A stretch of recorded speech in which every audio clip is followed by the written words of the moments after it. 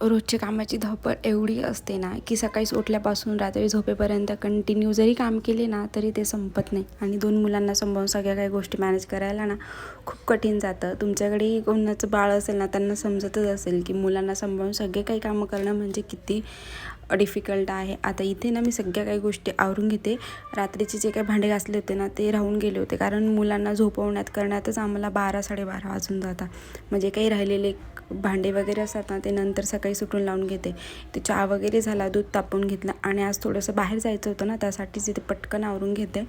नाश्ता वगैरे इथे झालेला होता आणि माऊला असं नेहमीच कडेवर बसून आहे ना कामं बघायचे असतात. आणि आता दोघांना सोबत नाही नेऊ शकत, त्यामुळे त्याला त्याच्या आजीकडे सोडणार आहे आणि तीर्थाला घेऊन जाणार आहे. कारण की ती जरा शांत असते बाहेर गेल्यावर पण मात्र ती यांचं असं असतं की त्याला शांत बसवतच नाही. त्याला सगळ्या गोष्टी पाहिजे असतात आणि बघायच्या असतात.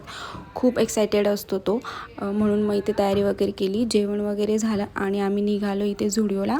थोडंफार शॉपिंग करायची होती आणि मुलांचाही वाढदिवस जरा जवळच येतो आहे, त्यामुळेच बघायचं होतं. आणि झुडिओला ऑफर पण चालू आहे, म्हणून म्हटलं चला थोडंसं कलेक्शन पण बघून घेऊ. इथे ना तीर्थासाठी आम्हाला हा टॉप आवडला आणि आम्ही तो घेतला. कसा वाटतो नक्कीच मला कमेंट करून सांगा. दुसऱ्या शॉपमधून ना मुलांसाठी आता थंडी वाढते म्हणून डेली वेअरसाठी हे स्वेटर घेतले आणि माझ्यासाठी हे टी-शर्ट. चला भेटूया नेक्स्ट व्लॉगमध्ये. बाय.